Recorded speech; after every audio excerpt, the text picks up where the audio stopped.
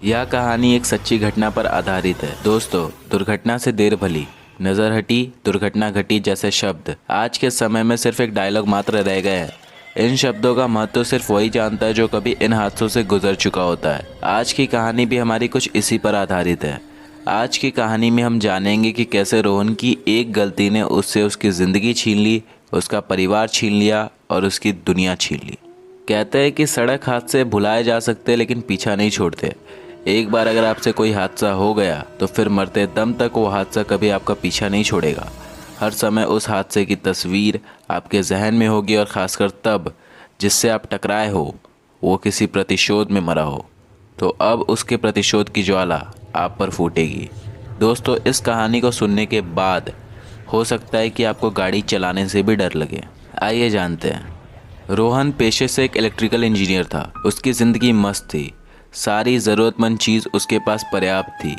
वो दिल्ली में रहता था, उसके सारे परिवार के लोग उत्तर प्रदेश में रहते थे। वो घर में अकेला ही रहता था।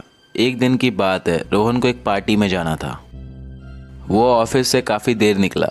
रात के लगभग 10 बजे वो पार्टी में पहुंचा। पार्टी में जाने के बाद उसने खूब मज़ा किया। बहुत सारे दोस्त उसके मौजूद थे। दोस्तों के साथ गप्पे लगाते लगाते उसे पता ही नहीं चला कि आखिर कब रात के 1 बज गए। अब रोहन अपने घर के लिए निकलने लगा। तभी उसके दोस्त बोले, यार अभी क्यों जा रहा है, थोड़े टाइम और रुक जा, ऊपर से तूने बहुत पी रखी है। पर रोहन को अगली सुबह जयपुर के लिए निकलना था। सुबह 7 बजे की फ्लाइट थी तो वो पार्टी से निकला। तभी उसका एक दोस्त शशि बोला, भाई तू मुझे भी घर छोड़ देगा? उसने बोला ठीक है, आ जा। तभी उसके दो और दोस्त, जिनका नाम विजय और अमन था, वो भी बोल पड़े, यार चल हम भी चलते हैं। वो चारों अब रोहन के साथ अपने घर के लिए निकल गए। चारों ने शराब भी रखी थी। रोहन गाड़ी को हाईवे पे दौड़ाने लगा। रात के 1:30 बज रहे थे। रास्ता एकदम शांत था। गाड़ी अपने मैक्सिमम रफ्तार पर थी। अचानक नीचे एक गड्ढा जैसा कुछ आया और गाड़ी आगे बंद पड़ गई। रोहन तुरंत गाड़ी से नीचे उतरा। देखने पर नीचे पता चला कि एक काली बिल्ली मरी पड़ी है। अमन डरते हुए बोला, यार रोहन, ये क्या कर दिया तूने? कितना बड़ा अपशगुन है यार, ये तूने ठीक नहीं किया। तभी शशि बोला, चुप, एक बिल्ली तो मरी है, इसमें इतना क्यों पागल हो रहा है, जाने दे, छोड़। रोहन जो कि इलेक्ट्रिकल इंजीनियर था इसलिए उसे गाड़ी ठीक करना आता था। उसने गाड़ी ठीक की और वापस आगे बढ़ गया। अभी भी उसके आंखों के सामने उस बिल्ली की लाश दिख रही थी। वो ये सब सोच रहा था कि अचानक उसे सामने एक औरत दिखी। उसने फौरन ब्रेक मारा लेकिन तब तक बहुत देर हो चुकी थी। अब तो उसके डर के मारे हालत सूख गए थे। वो फौरन गाड़ी से उतरा और सोचने लगा, अगर इसकी लाश पुलिस को मिल गई तो पुलिस रोहन के साथ न जाने क्या करेगी। शशि बोला, यार अब तुम बुरे फंसे, एक काम कर, इसे यहीं पास में ले जाकर दफना देते, किसी को क्या पता चलेगा। वो चारों उसे उठाकर नीचे की तरफ दफनाने लगे। जब वो उसे दफना रहे थे तब तक वो औरत जिंदा थी। वो औरत दर्द से चीखते हुए बोल रही थी कि मुझे मत मारो, मुझे मत मारो, मेरे बच्चे अनाथ हो जाएंगे, उनका मेरे अलावा इस दुनिया में कोई नहीं है। वो औरत मदद की भीख मांग रही थी, पर उन चारों ने अपने डर और फायदे के लिए उस औरत को वहीं दफना दिया। लेकिन मरते मरते वो औरत चीखते हुए कह रही थी कि तुम चारों की वजह से आज मैं बर्बाद हो गई। तुम चारों को भी इतनी भयानक मौत दूंगी कि मौत भी दहल उठेगी। चारों फटाफट गाड़ी में बैठे और वहाँ से फरार हो गए। अमन बोला, यार ठीक नहीं किया हमने उस औरत के साथ, वो जिंदा थी, हम चाहते तो उसे बचा सकते थे। उस औरत ने हमें श्राप भी दिया है, अब पता नहीं हमारे साथ क्या होगा। शशि बोला, गलती उसकी ही थी, क्या जरूरत थी गाड़ी के सामने आने की, वैसे भी ऐसे हादसे होते रहते, इतना क्या सोचना है इसके बारे में। अगर वो जिंदा रहती तो हम जेल की सलाखों के पीछे होते। रोहन शांत किसी चिंता में बैठा था। उसके सामने अभी सिर्फ वो बिल्ली और वो औरत, सिर्फ उसके चेहरे घूम रहे थे। उसे उस औरत की आखिरी बात याद आ रही थी जो उसने मरते मरते कहा था। रोहन ने उन तीनों को उनके घर छोड़ दिया और वहाँ से अपने घर चला गया। अगले सुबह वो उठा और उसे वही सब याद आ रहा था। वो बस इसे भूलने की कोशिश करने लगा और कुछ दिनों में वो सब धीरे धीरे भूल भी गया। कुछ समय बीते। रोहन अब किस्से को भूल चुका था। रोहन की कुछ ही दिनों में शादी होने वाली थी। उस हादसे के बाद वो अमन, विजय और शशि से फिर कभी नहीं मिला था। उनका हालचाल जानने के लिए रोहन ने अमन और विजय को फ़ोन ट्राई किया। रोहन उन दोनों को अपने शादी में भी बुलाना चाहता था, पर उन दोनों का नंबर गलत था। रोहन को थोड़ा अजीब लगा। फिर रोहन ने सोचा कि शायद काफ़ी वक्त बीत गए तो शायद उनका नंबर चेंज हो गया होगा। तो रोहन खुद उनके घर चला गया। वो पहले अमन के घर पहुंचा तो उसे पता चला कि अमन अब इस दुनिया में नहीं है। अमन के छोटे भाई ने बताया कि पार्टी से आने के बाद अमन थोड़ा परेशान रहने लगा था। वो हर समय डरा सहमा रहता था। वो कहते थे कि उन्हें कोई बिल्ली की आवाज़ सुनाई देती है और उसे हर वक्त एक औरत दिखती है जो उसे उसके सपने में भी आती है और उसे बहुत डराती है। फिर रोहन ने पूछा उसकी मौत कैसे हुई। अमन के भाई ने कहा उनकी मौत एक एक्सीडेंट में हो गई। पिछले हफ्ते अचानक किसी गाड़ी से उनकी बाइक को टक्कर लगी और फिर पुलिस ने हमें भैया की लाश दिखाई। रोहन को अब खौफ था कि कहीं उसका हाल भी अमन की तरह हुआ तो। उसने सोचा ये शायद अमन के डरपोक स्वभाव के कारण हुआ होगा। खैर वो जाकर विजय के घर उससे मिलने गया। उसके घर जाकर पता चला कि विजय भी भगवान को प्यारा हो गया है।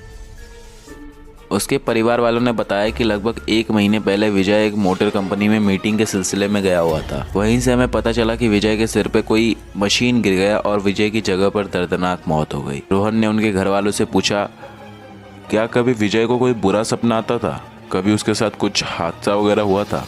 उनके परिवार वालों ने कहा हाँ, लेकिन तुम्हें कैसे पता। कई बार विवेक रात को नींद में चिल्लाते रहता और कहता कि उसकी वजह से किसी औरत की जान गई है।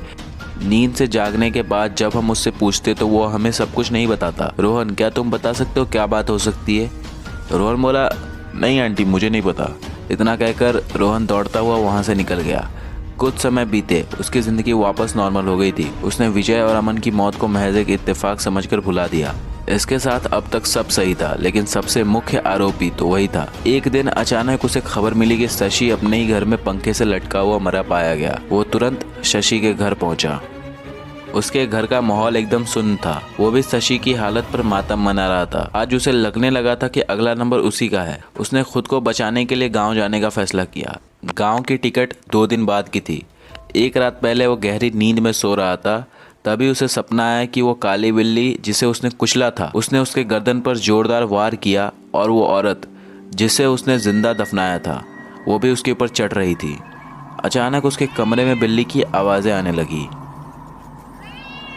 इतना सुनते ही उसकी नींद खुल गई। अचानक उसका सपना भी टूट गया। वो उठकर देखने लगा, लेकिन कहीं भी उसे वो बिल्ली नहीं दिखी। अचानक उसके ऊपर खून टपकने लगा। खून के बूंद उसके हाथों पर गिरने लगे। उसने ऊपर देखा तो वही बिल्ली के कटे फटे लाश थे और वो मियाओं की आवाज़ें कर रही थी। वो लाश अचानक रोहन के ऊपर गिर गई। रोहन बहुत डर गया और थरथराते हुए बिल्ली को दूर हटाया। बिल्ली की आंखें एकदम लाल थी। वो अपने फ्लैट से नीचे की तरफ भागा। वो अब नीचे कच्चे सड़कों पे भागते जा रहा था। भागते भागते वो रुका। अचानक उसे दूर एक औरत खड़ी दिखी। उस औरत के सर से खून निकल रहा था। पूरी तरह मिट्टी से सनी थी, उसकी तरफ ही बढ़ रही थी। उसे अब पता चल गया था कि यह सब उसी हादसे का परिणाम है। वो तुरंत अपने घर की तरफ भागा। वो जैसे ही घर के अंदर घुसा उसे वही लाश दिखी। अब उसकी हिम्मत नहीं थी कि वो अंदर 1 मिनट भी रुके। उसके आसपास के फ्लैट भी बंद थे। उसका कोई जान पहचान का भी नहीं था। अब रात के 1 बजे वो कहाँ जाए, यही उसे समझ नहीं आ रहा था। वो भागता हुआ टेरेस पे गया। टेरेस पर वो एक कोने में छुप गया। तभी उसे बिल्ली के मियाओ मियाओ की आवाज़ें आनी शुरू हो गई। उसका पूरा शरीर कांप रहा था। उसे समझ नहीं आ रहा था कि अब वो यहाँ से कहाँ जाए। वो धीरे से निकला और जैसे ही दरवाजे की तरफ बढ़ा, एक काली बिल्ली उसके ऊपर झपट पड़ी और उसके गले में अपना दांत गड़ा दिया। वो दर्द से चीख रहा था। वो बिल्ली को दूर हटाने की कोशिश करने लगा, लेकिन वो नाकाम रहा। उसी वक्त पीछे से कोई खौफनाक हंसी के साथ आवाज़ आई।